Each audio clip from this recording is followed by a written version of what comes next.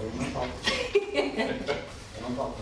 Só toco no fim, quando se dobra o tempo, vejo minhas para a frente com uma neta.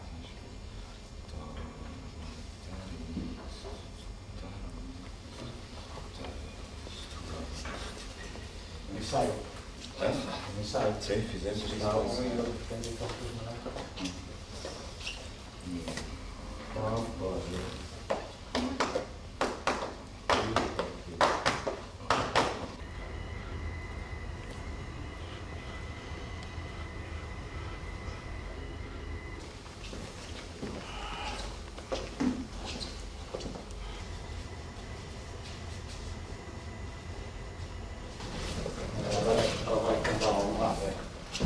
Vai cantar na Coca-Cola.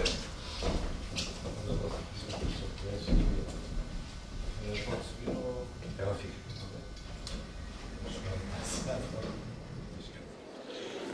Muito boa noite. Recordamos que não é permitido gravar ou fotografar o espetáculo. Solicitamos ainda o favor de desligarem os bips e telemóveis. Obrigada. Enquanto pianista, eu percebi com relativa rapidez que tinha limitações de várias ordem.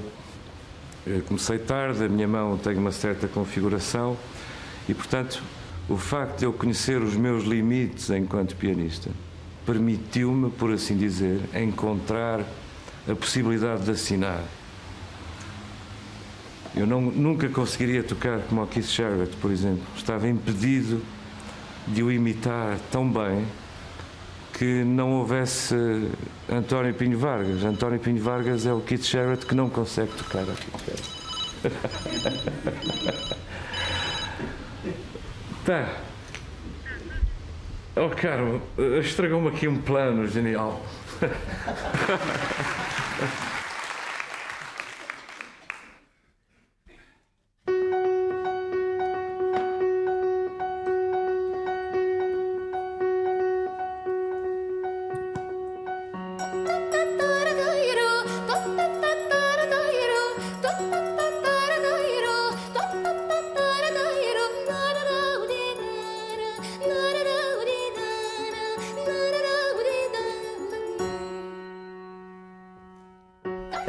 O António Pinho Vargas tem uma situação paradoxal como músico, uma situação, como ele próprio designa por vezes, ambígua. Enquanto músico de jazz, digamos, de um lado, e compositor erudito do outro. Para já não falar sequer daquelas pessoas, ouvintes, que reconhecem imediatamente os acordes de temas como Vilas Morenas ou Outono Waits e que poderão nem sequer ligar o reconhecimento desses temas ao músico específico António Pinho Vargas. Eu penso que essa existência de universos diferentes, autonomizáveis, faz com que ele tenha da música uma concepção estranha a qualquer ideia de pureza.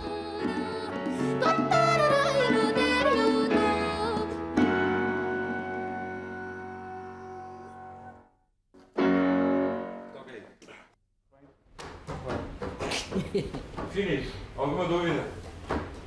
Não. A dúvida esclarece. As dúvidas aparecem. Eu gostava de ler um texto que escrevi para o segundo concerto com as 9 canções de António Ramos Rosa. É um texto geral e acho que é o texto onde eu explico da melhor forma que me foi capaz até hoje aquilo que poderá ser o meu método. Tem o título Uma Teoria e um Texto. Nos últimos anos, para cada peça que componho, faço uma pequena teoria. Não era elaborada antes nem depois, mas durante a própria composição. Precisando melhor, existe alguma teoria antes, mas diz respeito principalmente a algumas ideias sobre o estado atual da criação musical e o seu contexto. Bom, depois eu explico adiante que penso que existem à disposição dos compositores objetos musicais de todo tipo, um acorde perfeito, que tem um passado historicamente circunscrito, uma série dodecafónica igualmente com um passado historicamente circunscrito, e adianto que penso que não há hoje razões sustentáveis para só utilizar uma parte destes objetos em nome de uma qualquer ideia de futuro da música. Por isso, utilizo os que me parecem melhor em cada momento.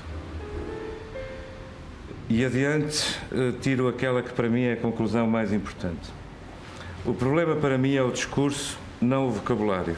Não estou sozinho nesta convicção, mas não obrigo ninguém a concordar com ela. Uma peça musical é apenas uma peça musical. Não transporta consigo o peso do futuro da humanidade nem o seu destino. À parte disso, tem todos os sonhos do mundo. Por que isto é importante? Porque um pressuposto da vanguarda histórica é que havia na música uma ideia de progresso e, portanto, havia um avançar para formas e pensamentos musicais cada vez mais vanguardistas. Ora, a pluralidade dos modos de expressão musical do António Pinho Vargas creio que foi um motor importante para ele acabar por ficar inscrito numa tendência que é uma ultrapassagem desse conceito puro e duro da vanguarda, o que lhe dá abertura a modos de composição, modos de afirmação musical, entretanto desenvolvidos, por exemplo, por um compositor como o alemão Wolfgang Rihm, que eu penso que é uma influência não das mais evidentes, mas que, em termos de atitude, está presente na obra de Pinho Vargas, e sobretudo os repetitivos americanos.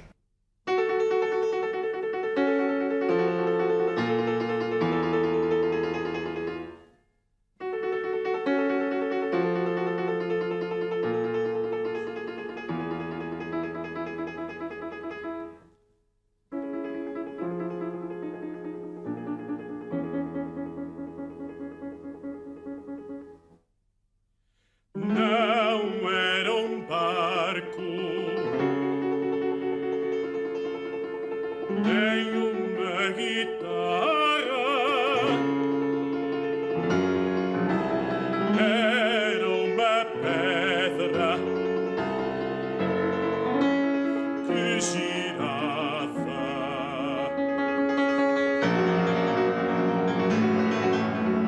A noite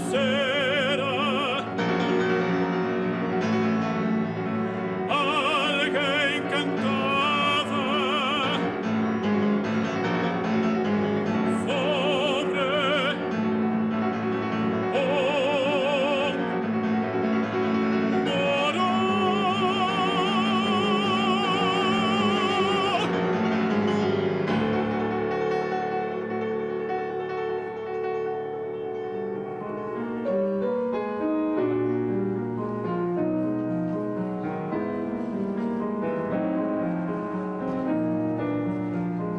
Diz-se, por vezes, que o António Pinho Vargas, compositor, é moldado nas suas obras, digamos, como que as impressões digitais da sua prática enquanto pianista. Simplesmente ele não é pianista de concerto, é sim músico de jazz com uma ligação direta ao instrumento piano. Uma vez que para escrever música aparentemente não há a limitação do corpo, por assim dizer, a maneira da limitação entrar naquilo que era considerada a cabeça, um conjunto de ideias, não foi tão diretamente através do corpo como obviamente era o caso enquanto pianista, mas acabou por se manifestar, em alguns casos, pela minha atração por aquilo que eu chamo a ideia fulgurante. Eu persigo a ideia fulgurante.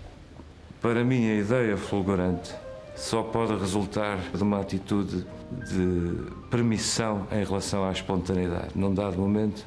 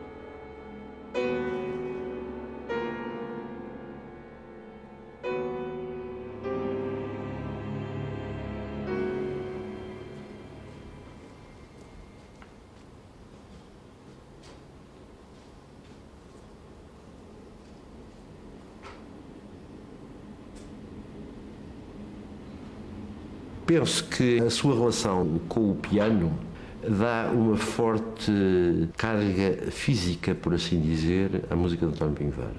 É curioso que dois dos compositores que ele mais aprecia são dos compositores húngaros, György Ligeti e György Kurták. E esses dois compositores são, obviamente, marcados pelo ensinamento do Bartók. A música do Pinho Vargas aparentemente não tem nada a ver com a música de Bartók, mas eu penso que é aparentemente. Ele é fortemente marcado por uma tradição de escrita musical em que a experiência motora com o piano ou com a percussão, por exemplo, são de primeira importância. E uma das obras máximas de Pinho Vargas é Acting Out, para orquestra, com duas partes solistas, piano e percussão.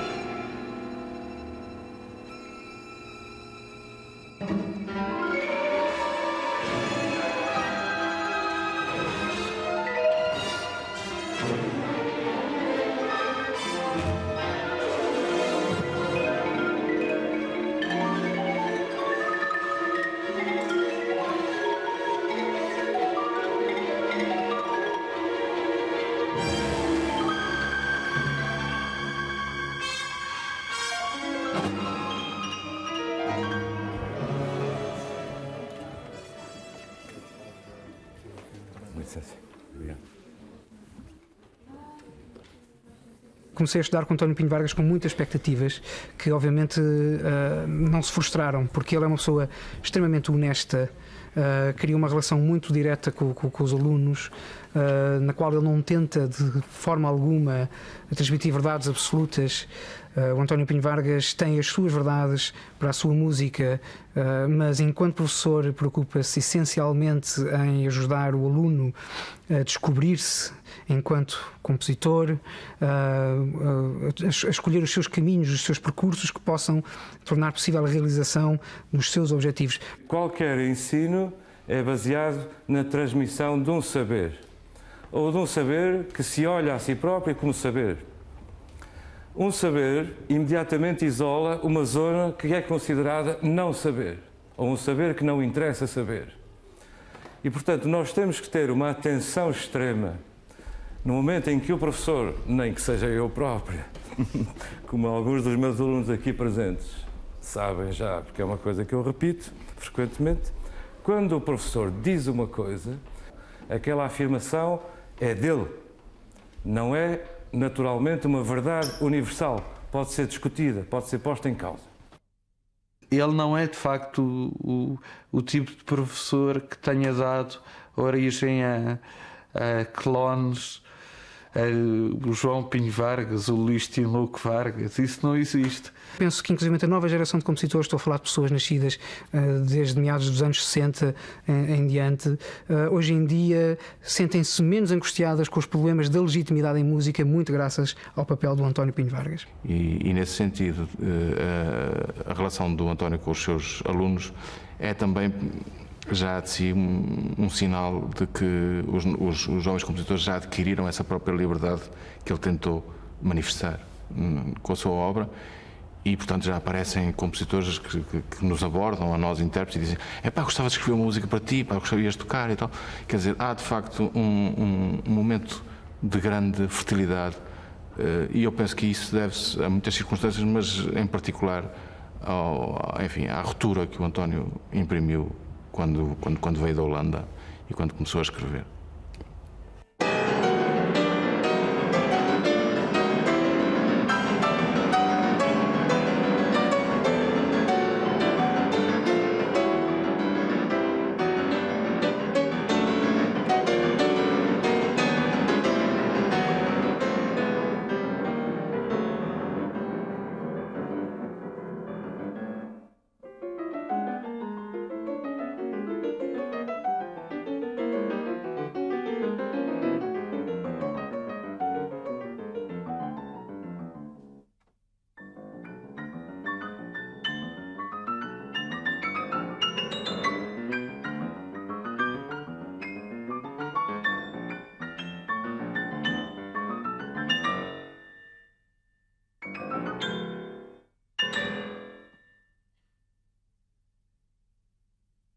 Não vou dizer que é uma música fácil para o intérprete, não é.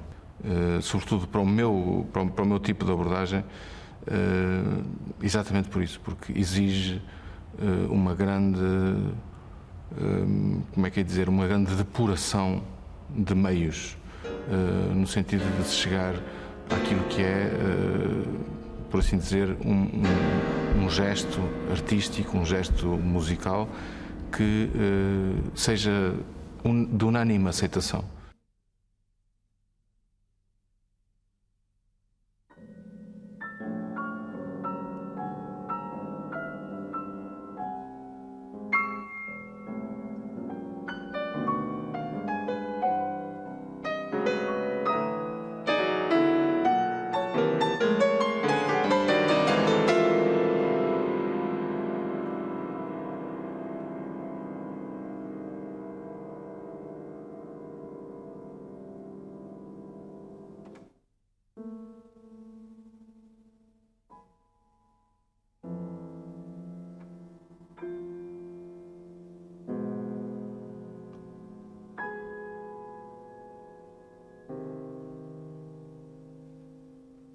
Na música do António é preciso ter cuidado com isso, porque o discurso dele é um discurso extremamente amplo e por isso qualquer excesso da nossa parte, qualquer excesso de criatividade, digamos assim, da parte do intérprete, corre riscos exatamente de tornar a obra excessivamente especulativa e excessivamente pessoal.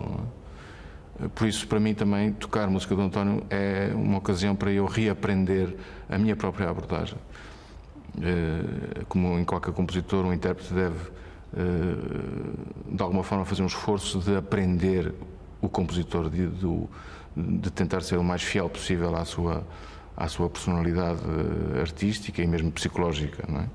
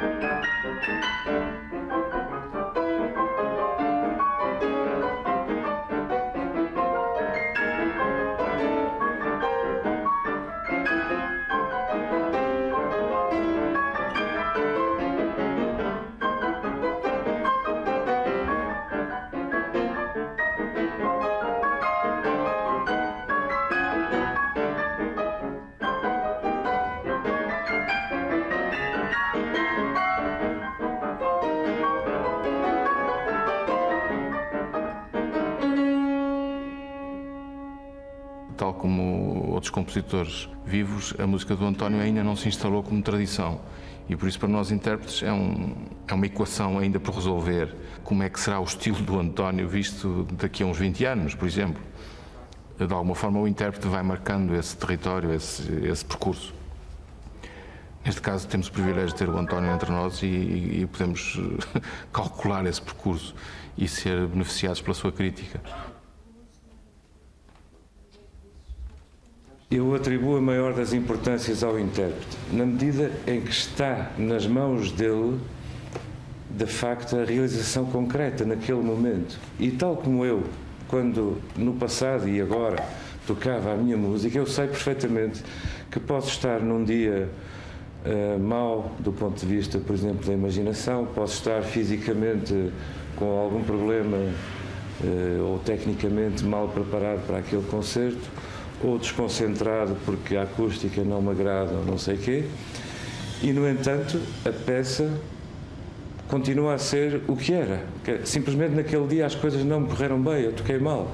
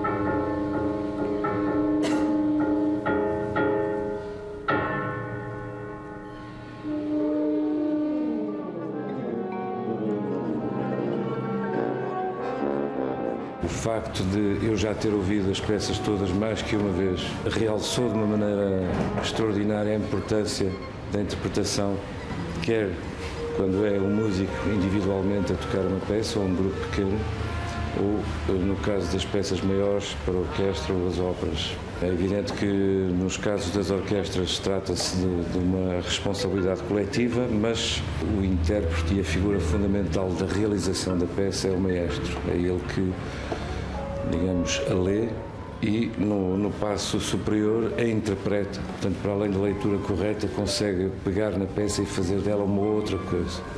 Mas a partitura é um sistema de signos insuficiente, precisa de ser realizado. A música existe no tempo e, portanto, ela só, de facto, se realiza enquanto realidade sonora concreta no momento da interpretação. E a interpretação é sempre e apenas uma interpretação.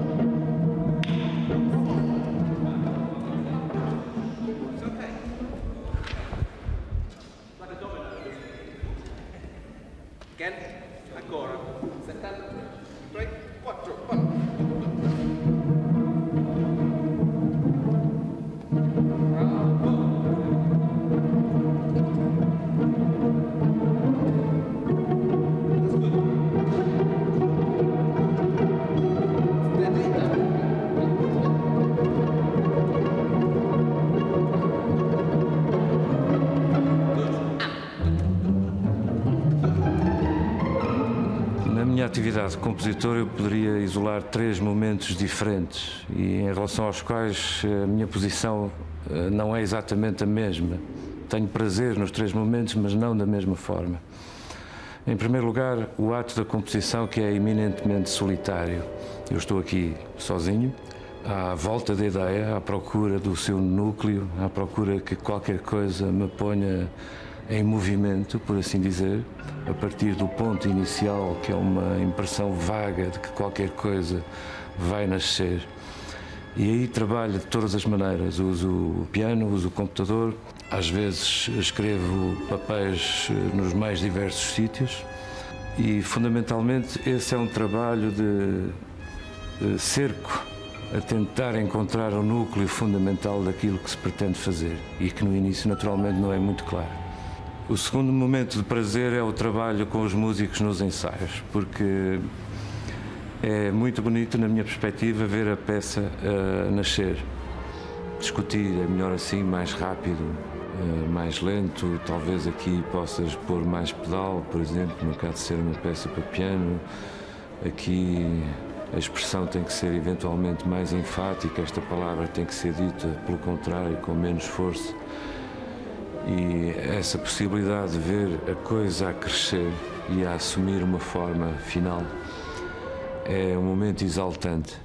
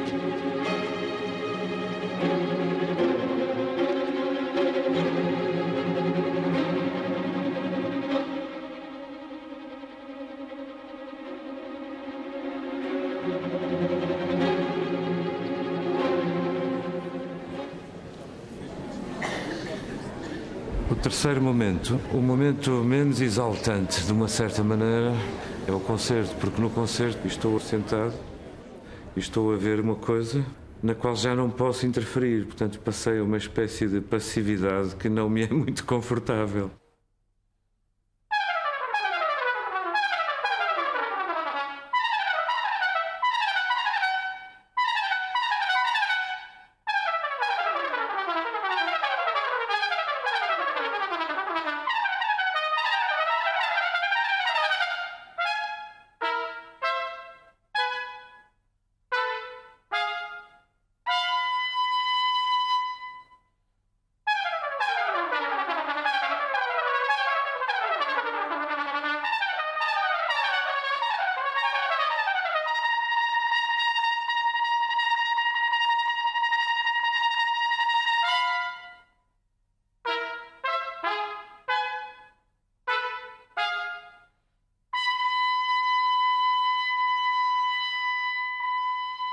Nós nunca sabemos o que esperar da música de António Pinho Vargas. É uma música de surpresas. É uma música que, inclusive, procura essas surpresas.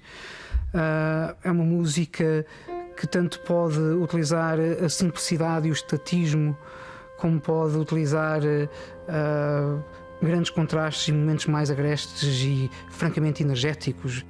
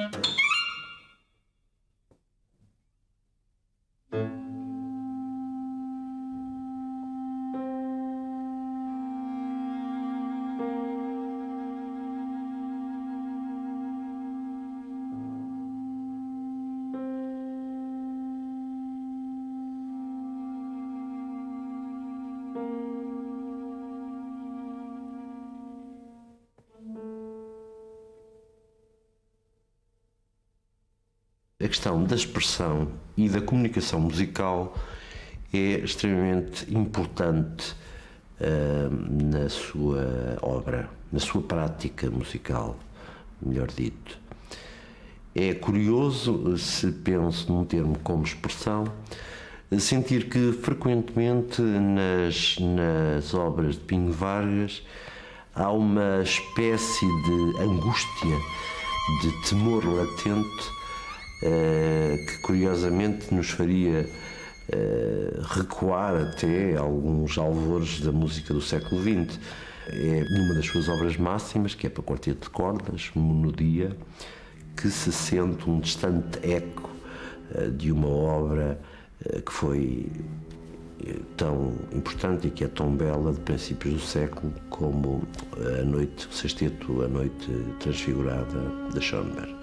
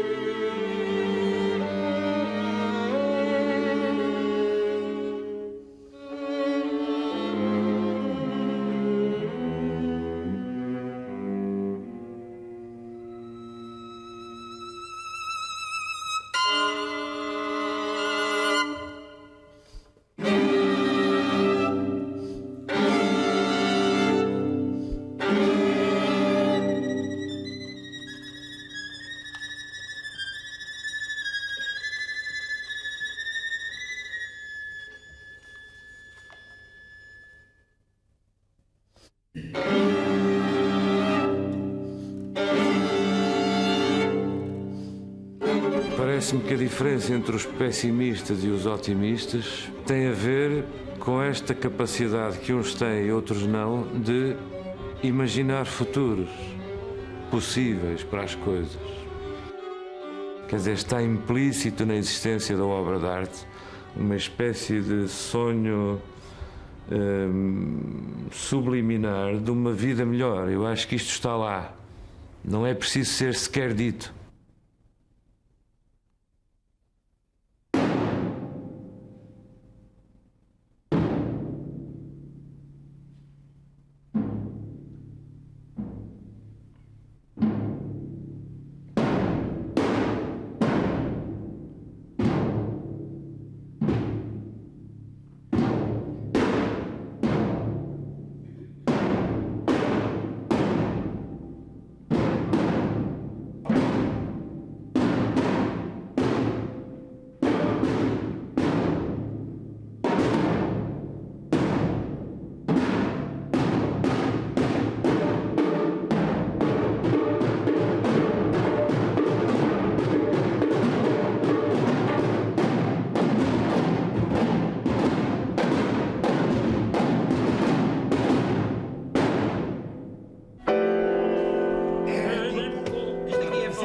Édipo, e convém que seja uma coisa assim rápido, porque senão não estamos altos. Ok? Diretamente. Édipo, dos teus olhos abertos, Édipo. A proeminência desse dado expressivo e comunicacional em Pinho Vargas talvez o levasse inevitavelmente à ponderação de um dado ou de um complexo teatral musical que é a ópera.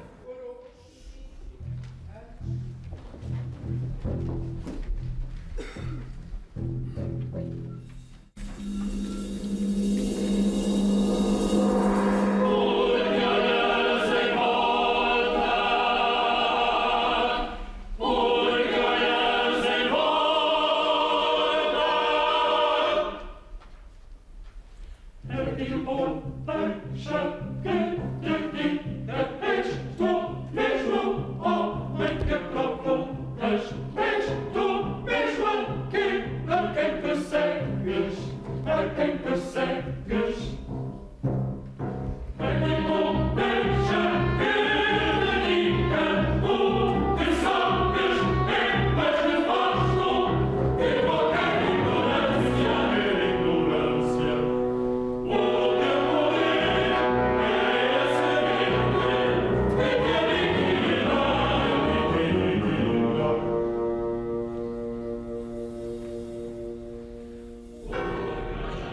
por ocasião da estreia de Édipo, ou Tragédia do Saber, escrevi que a obra, dada a sua inexistência de matéria cênica, poderia ser mais uma oratória que uma ópera.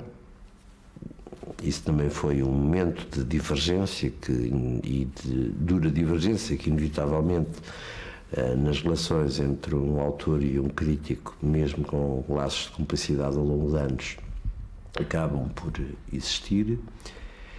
Mas Édipo é uma obra que me parece não ter qualquer espécie de tensão dramática.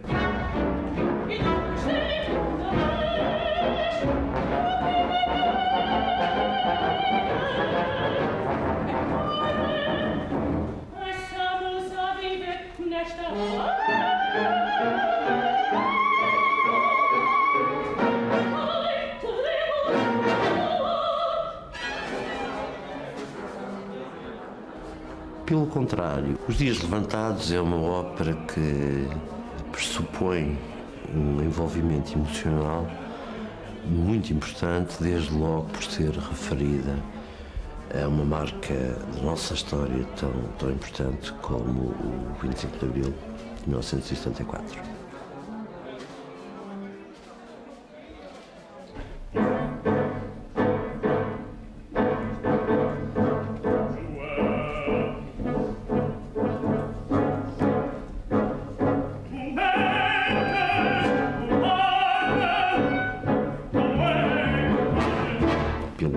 Do compositor, pelo magnífico trabalho do libreto de Manuel Guzmão e pelo modo articulado, estrutural,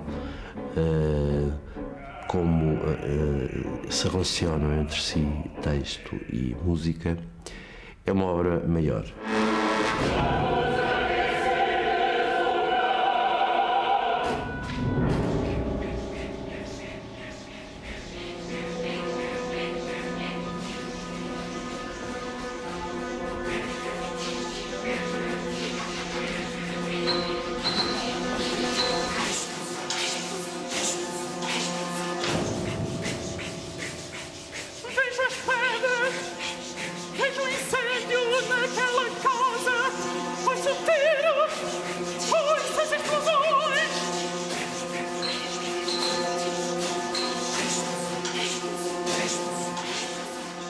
No texto sobre os Dias Levantados eu falo dos vírus e das doenças que infectam a minha música e, portanto, defendo a impureza estilística.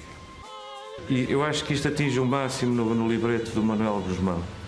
Nós, os dois, falamos muitas vezes da necessidade de ter em relação ao 25 de Abril uma atitude plural. Aquilo tinha sido um acontecimento que tinha afetado muitas pessoas de muitas maneiras diferentes.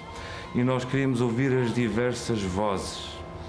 Ora, as vozes falam línguas diferentes. Depois dessas conversas iniciais, o Manuel Guzmão realizou um texto com muitas citações de outros textos, com vários registros linguísticos completamente diferentes, inclusivamente com usos de textos de diferentes épocas históricas, nomeadamente o Fernão Lopes, num dado momento que serve para a cena da alegria do povo no próprio dia 25 de Abril.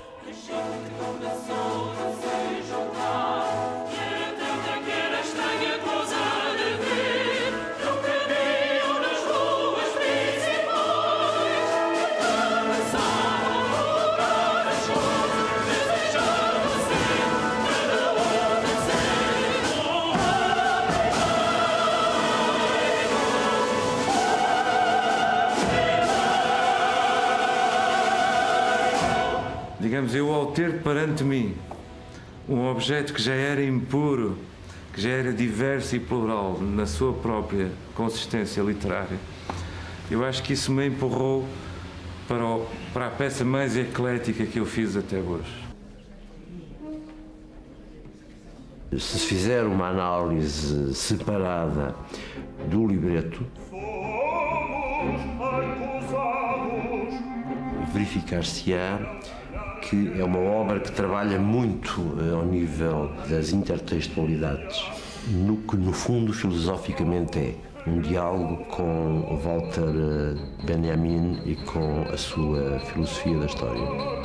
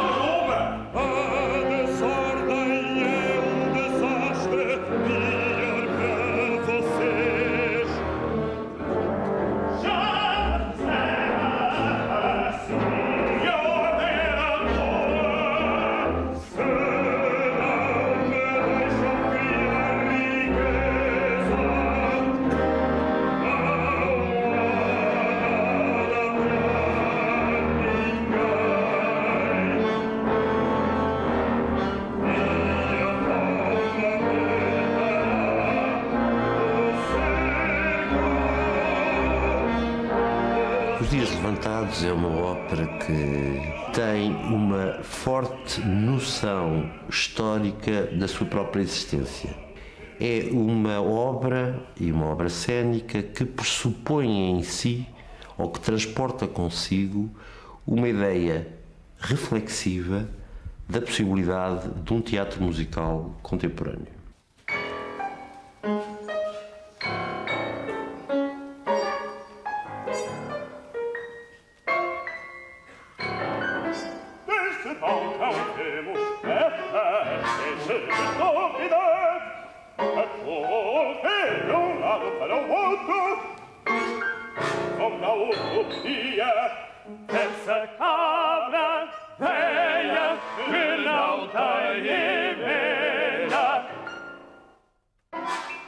E aqui? Aqui não há dúvidas, para não? Luego, esto Sí. hicimos con masa. Ahora, para cambiar de cor. De solté un pochillo y vende digo. Y comienza a mover.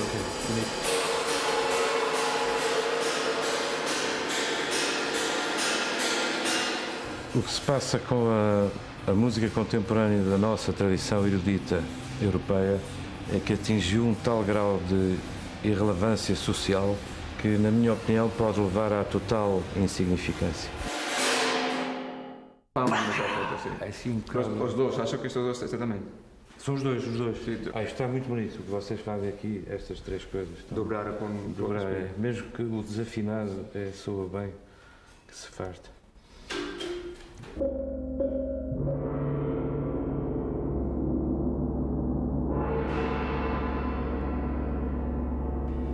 Esta noção de uma reflexividade da arte acaba por se relacionar estritamente com os aspectos mais distintivos de Pinho Vargas. Não existe outro caso recente de um compositor português que tenha, quer em ensaios, quer nas suas entrevistas, mais caracteristicamente afirmado um pensamento estético.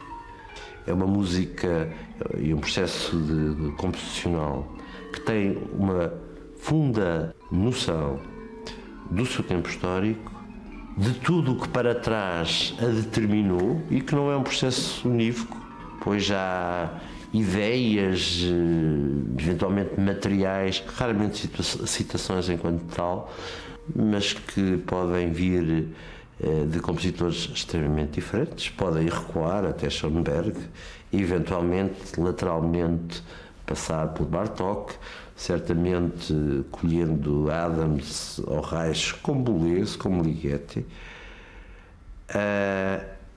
E não se trata de ir aqui buscar isto ou aquilo. Não. O sistema não é fechado, o sistema é aberto. Em cada obra tem o seu sistema próprio, tem a sua estrutura própria e muitas vezes extremamente bem definida, mas cada uma delas transporta em si o seu tempo histórico de reflexão sobre o próprio material musical.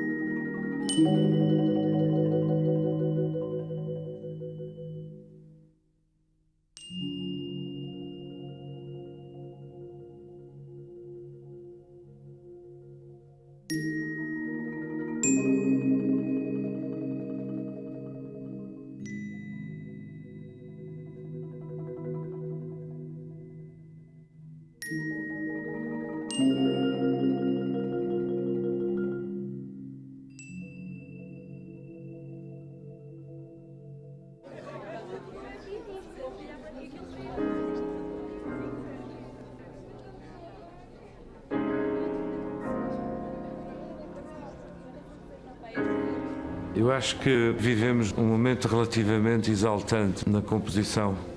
O que se passa hoje é que finalmente se pode novamente ir ouvir música e correr fortes riscos de ter surpresas. Mas eu penso que os compositores deviam e devem, e portanto esta é uma responsabilidade que eu assumo individualmente, eu devo pensar no que acontece à música, para que é que aquilo serve, de que forma é que aquilo se relaciona com as pessoas, quem a ouve, porque é que a ouve. Tenho muitas dúvidas sobre a possibilidade de daqui por 20, 40, 50 anos a organização da vida musical ser idêntica ao que é hoje. Não me parece possível continuar a ouvir primordialmente música histórica e que a música que se faz hoje permaneça no local onde tem estado.